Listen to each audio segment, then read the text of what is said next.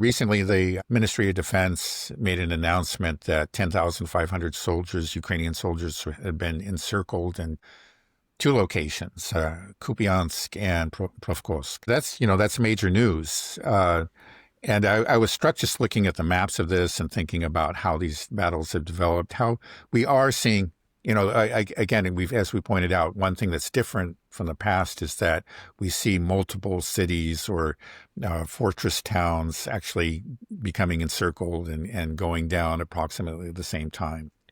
Whereas in the past, it was maybe one city at a time. It's just like up and down the front. Yeah, there are multiple ones. So the two largest are Kupyansk isn't particularly large, but it's a very important one. And then Pokrovsk, we're talking about more than 100,000 if we include Minigrad in terms of 2022 population. So it's a major city. It will be the largest city, again, considering those two together, since Mariupol, which had a pre-2022 population of 400,000, if I remember correctly. But that happened fairly early on, way back in 2022. So in the last 3 years, this would be the largest.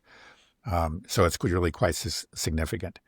Now, what's happening too is that both of these places are falling in differently than cities we've seen over the last couple of years or 3 years. Just take Bakhmut as an example. Bakhmut, what the Russians actually came at it pretty much, directly from the east, as they usually do, and flanked it so that put it into a semicircle, but then just drove forward. So most of the fighting actually was just head on, with pressure from the flanks, from the sides, just as this semicircle. And they drove all the way through. They never actually closed the circle.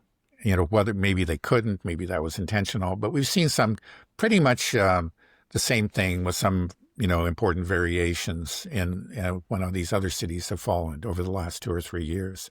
But this time it's different. Like in the case of Pokrovsk, the Russians actually approached it like towards the end of the summer, came very close to it, the end of the summer last year. And they were coming right at Minigrad, coming from the east. And it looked like, we're going to see the same thing. But something different happened. They pretty much held the line steady at the east, and then they worked around the way to the south. And they ended up taking just all the territory to the south of Pokrovsk. And then more recently, they began to do the same in the north. So they just avoided Minigrad completely. And then when they entered Pokrovsk, they didn't enter it from the east, as they would have in the past. They actually entered it from the southwest. That's where they first, and from the south in general. Now, I think clearly the Ukrainians were not prepared for that. My understanding is that they built up their fortifications, above all in Minigrad. They thought this is the easternmost part. This is where the Russians are going to come in. And so they invested a lot in building up the fortifications. But the Russians went around, and they're now actually like coming at Minigrad in some ways from the west, as well as from the north and the south. And less so from the east. So this is a real change. And then we're seeing something similar in Kupyansk. It was actually way back in 2023, the Russians advanced towards Kupyansk. It was during that, the great summer offensive of 2023, the Ukrainian offensive, that was ultimately defeated and was ultimately proved disastrous for the Ukrainians. The one place where the Russians advanced was towards Kupyansk, and they got a lot of territory. They came close to it, but then they slowed down and didn't do much. Nothing much happened there for a year. But then about a year ago, they began, instead of going directly at Kupyansk, they went north and they crossed the Oskol River. They made a bridgehead well to the north of it, and then expanded that bridgehead and started to come down from the north, and then came into Kupyansk from the north and the west, again, rather than going directly out of the east. So now what you have is all of the of Kupyansk to the west of the Oskol River is under Russian control now. And the remaining part, which is on the east side, which I think is, again, where the Ukrainians thought the Russians were going to attack, and I think most of us expected them to attack, that's the part that's still under Ukrainian control. But what has happened is, okay, they have that part on the east side of the river, and then there's a large pocket a very large pocket. We're talking about a lot of land, just on the east side of the Oskol River. The Kupyansk is up to the north, but it goes down, dozens of kilometers down the river. And so that pocket has been there for a long time. And I kept on thinking, well, that's got to close. And I know other people like, Scott have calibrated, say that this doesn't make any sense for the Ukrainians to hold this. They're out here and they got the river behind them. They should withdraw behind the river, but they didn't. Now they're in real trouble. And that's what the Ministry of Defense is talking about, because the Russians have destroyed all the bridges. They're stuck in that pocket. They have a little bit of Kupyansk to the east, and then they have all this land, but they're surrounded, and then they have a river that is very difficult to cross. They'll try to make some sort of temporary bridge, and it'll be destroyed in a day or two. So they're in real trouble. They're in real trouble there in Kupiansk and also in Pokrovsk. And we see in both of these, again, they're going on at the same time while other cities and fortress towns like Seversk are being laid siege to. So I think you have to say we're seeing a real acceleration and real indications of Russian strength relative to Ukraine. Now, one thing is that I had been paying attention to is like how much land, I know that, again, that land is not the only way to measure success, but, territory is part of it. I was looking to how much the Russians had taken relative to last year. And through most of this year, they've been taking, more land on the average than they did last year, but they were still short of the peak that happened in October and November of last year. Now, the thing about that peak, that happened after all the fortress towns like Avdiivka and Ugledar. Ugledar is very small, but it was a real fortress on the top of a hill. When those fell, then the Russians moved rapidly, and there was really very limited urban fighting. They were moving through, places where there just was much in the way of any kind of fortifications. And that's when you get those really, large acquisitions of territory. And was something which we haven't seen the Russians do quite, they haven't reached that same peak until actually just last week. They actually, there was kind of the weekly report, and it showed that they had seized more territory than they ever had last year, even in November. So that's telling you something. And I think it's very significant because much of the fighting is going on within these urban areas, places like Kupyansk. Konstantinovka is another one where they're fighting within the city. And, of course, most of all, Pokrovsk, a city that once had more than 100,000 inhabitants. So that kind of fighting always goes quite a bit slowly. So it's kind of hard. You're comparing apples and oranges. Back in the fall of last year, there was mostly open country that the Russians were going through. This time they're going through this urban area. But even so, we see they're making these gains in these cities or in towns. But even so, they've actually seized more territory in the last week than they ever did last year. And I think that's partly because other things are going on at the same time. There's been rapid advances in places like, Zaporozhye and Dnipropetrovsk to the south, again, where they're actually an open country. Or as they approach Liman, another important town that they're going to lay siege to soon, they're actually coming at it pretty quickly. So it just tells you, look at it, no matter how you look at it, you look at the kind of towns they're taking or the amount of territory they're taking, they're going faster than they ever have before. So how critical is the situation for Ukraine? Well, it's very critical. It's a major blow. There's no question about it. And the thing is, the Russians won't take all of these places, but at once. It looks like some of them may fall very quickly, like Pokrovsk. Sometimes, in the case of Pokrovsk, it's basically very close to being physically encircled. I was looking at the map. You can see there's one road that maybe hasn't been cut off, but it's very, very close to territory held by the Russians. So it may just be unusable at this point. And in fact, it's certainly in what they call the gray zone, at least. And the Russians, who knows? Sometimes it's just like there are reports that they have taken the road. We just don't know for sure. If they have, then the forces the Ukrainian forces in Pokrovsk are entirely and physically encircled. and that would, again, that's a real disaster. What can they do? They talked about they're going to they've done what they can. They have sent their best guys there, their best units, and there's a talk about actually sending in GUR special forces. And GUR is military intelligence in Ukraine. But it's not even clear that they can get them in there. And if they can, I think it's clearly already too late. So these places are going to collapse. And eventually, like Seversk and Liman, these places are also going to fall. It may take a little bit longer, but maybe not a whole lot longer. Maybe by the end of the year, maybe the first, couple months of next year, but they will all fall. And when they do, then there's Konstantinivka, again, which is just to the northeast of Pokrovsk. And that's going to fall too. And that may last longer. It's a pretty good sized town we're talking about, better than 60,000. But when Pokrovsk falls, then there's really, they'll be able to come up from the south. They're already going into it from the east and the north. And it will fall too. So when all these fall, this will happen over the next several months, maybe even faster.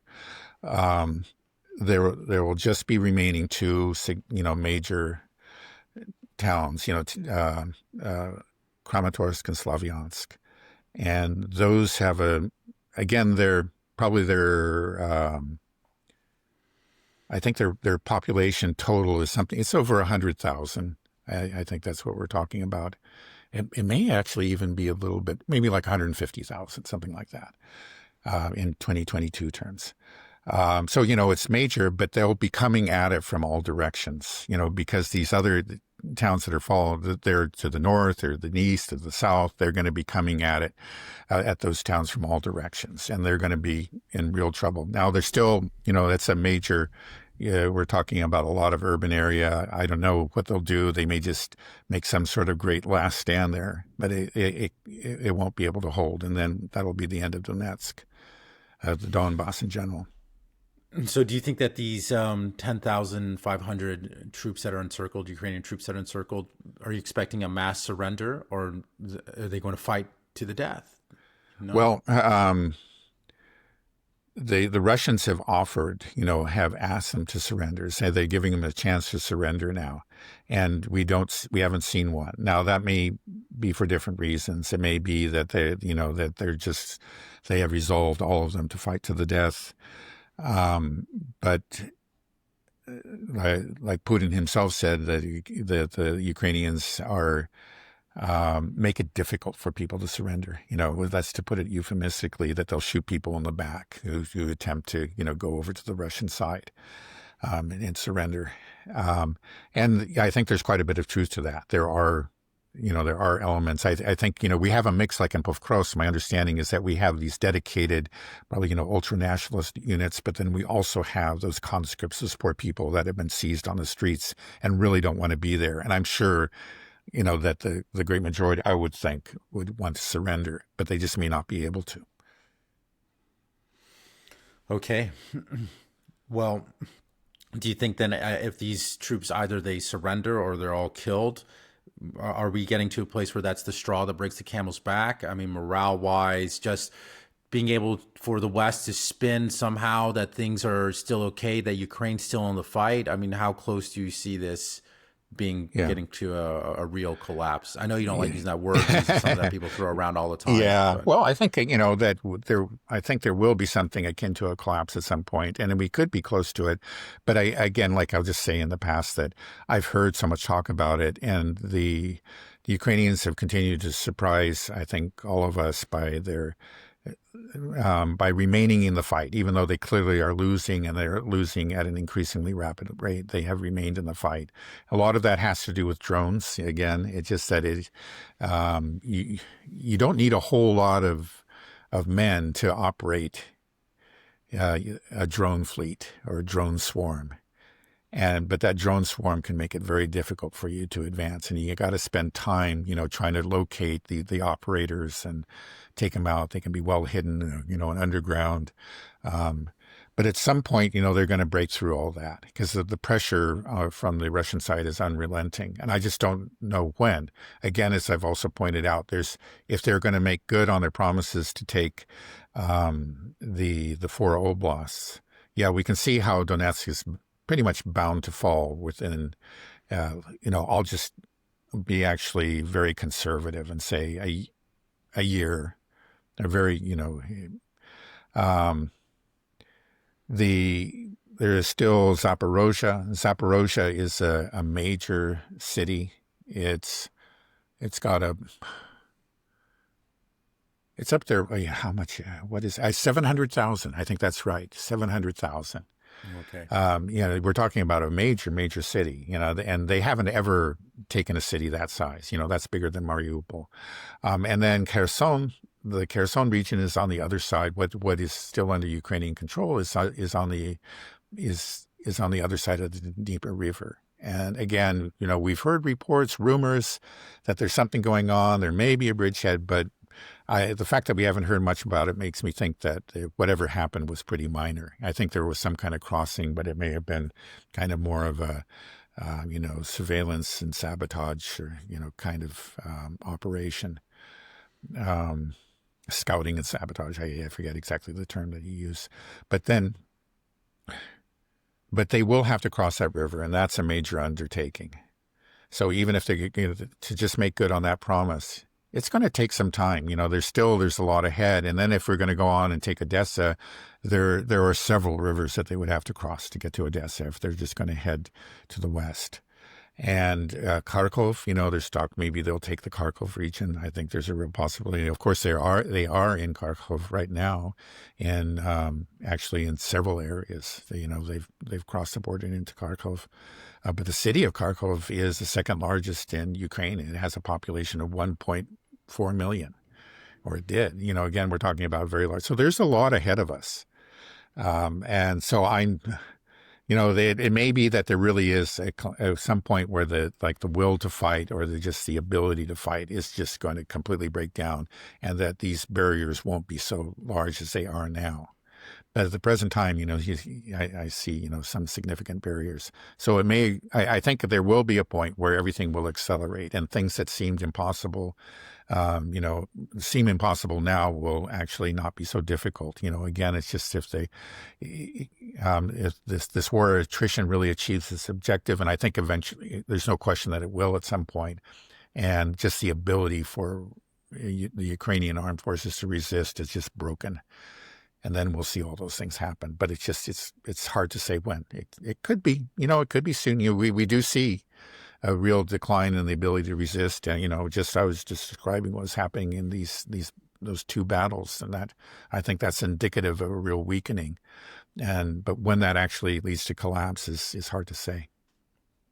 Yeah. Well, I hope those Ukrainian men do the right thing and surrender. Yeah. I was just thinking last night just how terrifying it must be if you're one of those guys that you're completely encircled, just sitting in some bunker or trench with a rifle while there's glide bombs coming in and doing massive damage, drones outside, the hypersonic missiles, and what am I doing with this little pea shooter? What am I going to do here?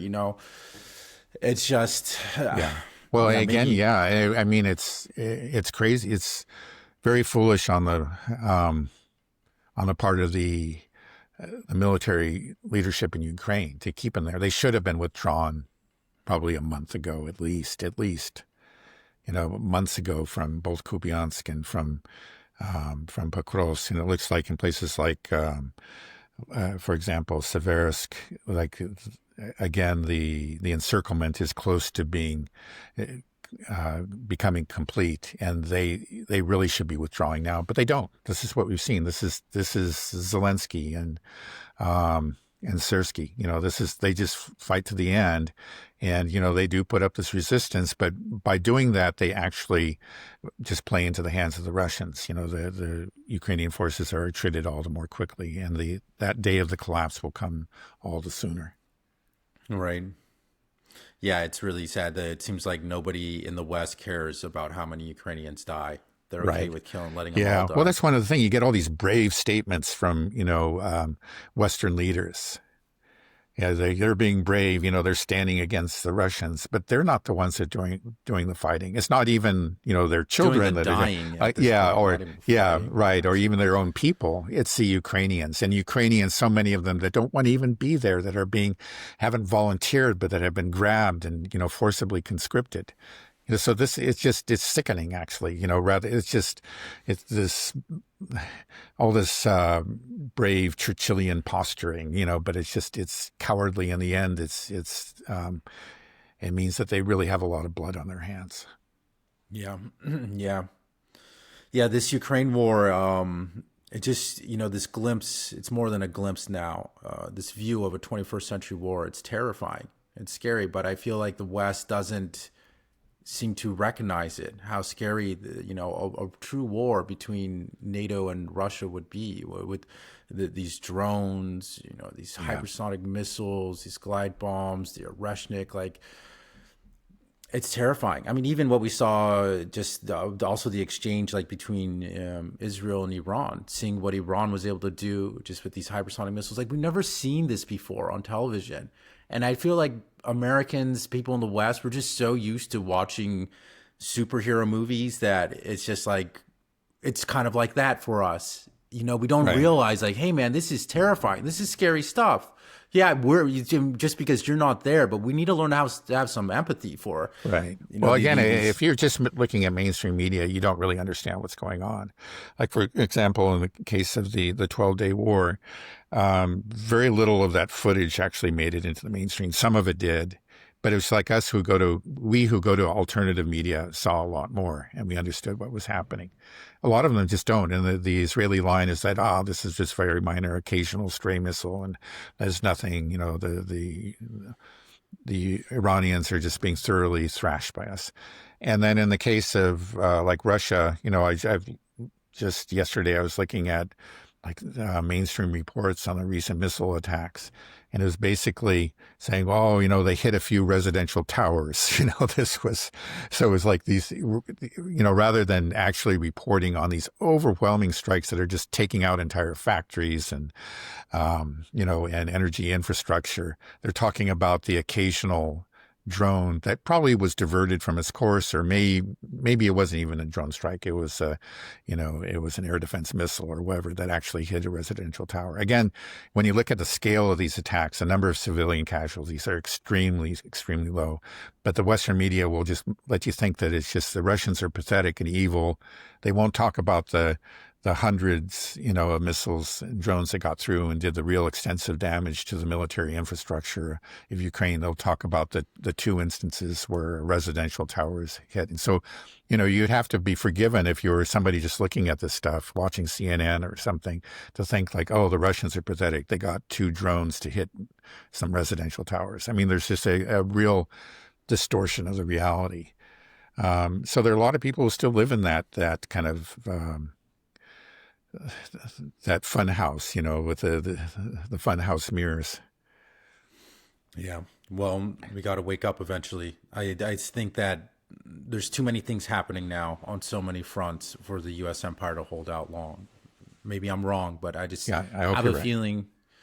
It's scary just everywhere around the world. I just have a feeling though that Trump might be our last president, and may not be, and the U.S. as we know it, by the next election cycle. I don't know how this country is going to survive all this nonsense, and at least the empire, and when the empire collapse, I don't know what that means domestically. I don't think we can just go back to being a republic. There might be some.